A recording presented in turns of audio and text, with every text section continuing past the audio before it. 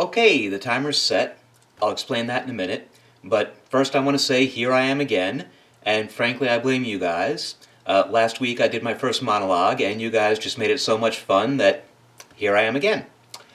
So, last week after the event I was so excited, I ran home and I started jotting down all sorts of notes about future ideas for monologues. Strange shit I saw when I was house hunting, and stupid things people say to me at work, and what not to say to someone whose wife is dying. Don't worry, we're definitely going to get to that one at some point.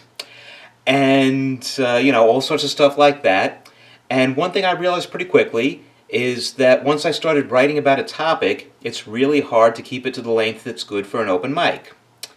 Now, that may surprise those few of you who know me and who are used to me not saying much, but that's because in person I always think too much before speaking, so I'm always getting ready to reply to something that somebody said 5 minutes ago, and I'm just too polite and I hate interrupting someone else when they're speaking, so I just sit there going, yeah, but wait, instead of joining in the conversation. But apparently give me time to prepare and nobody to interrupt me, and it seems like I can't stop babbling. Lucky you. So anyway, I was walking around the house talking to myself, which I would have been doing anyway, but this time I was talking to myself for a reason. And to try and structure what I was saying, I kept setting the timer on my phone for 5 minutes, over and over. So I'd be talking and trying to come up with a 5-minute monologue, and what I discovered pretty quickly is that it's kind of hard, at least for me, to keep it to 5 minutes. Now, I've always had a weird relationship with time. I'm painfully time conscious to the point of being paranoid about it. Back before there were smartphones, we had these things we called wristwatches that we used to tell what time it was. And I had to stop wearing one. I was made to stop wearing one because I would drive everybody crazy checking what time it was every 5 minutes. Every 5 minutes I'd be like, what time is it? 5 minutes later, what time is it now? 5 minutes later, no, what time is it? Yeah, it's terrible. If I'm going somewhere, I always have to leave the house an hour early because I'm afraid I'm going to be late, and I can't do anything for an hour before I leave the house just in case I have to get ready. And the weird thing is, I'm so time conscious that I end up wasting a lot of time waiting for things that are going to happen instead of just doing stuff now.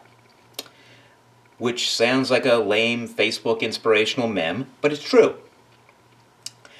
The thing is, as everybody knows, time is all relative. When you're doing something fun or something not fun, it's easy to lose track of how long you've been doing it.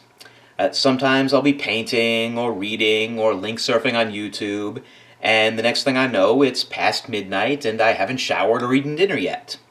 I'm sure you all know how that last one is. You just click on one link. Ooh, look at the video of the doggy running down the stairs and exploding. Ooh, isn't that the cutest thing you ever saw? Now look at the video of the cat jumping through the hoop. Ooh, that's the cutest thing you ever saw. Okay, I'm going to click on one more thing and then I'm going to go to bed. Ooh, no, I got to click on that next link.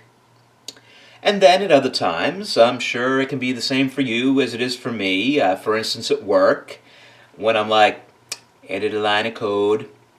That took 12 seconds. Edit another line of code. That took 12 seconds. Edit another line of code. 1,196 more times and I get to go to lunch. I wish I was watching that video of the doggy running down the stairs. That was funny. So, there comes in the timer. I was walking around the house free associating, which is a technical term for spouting random gibberish, and I'm using the timer to try and get a sense for how long I'm going on. Because I don't want to be up here and look over at Bruce and have him going. And on the other hand, I don't want to say one quick thing and be like, uh-oh, how long was that? Should I stop? Should I go on? They're all staring at me. Say something. So I'm walking around with my timer and I'm trying to come up with monologue ideas. I'm like, okay, house hunting. First you have to introduce the topic, and then a little bit about how evil old salespeople, old realtors are, and then, let's see, all the times we were house hunting, what the crazy stuff we saw. Okay, there was the house that we were in where the little girl was there, and she was...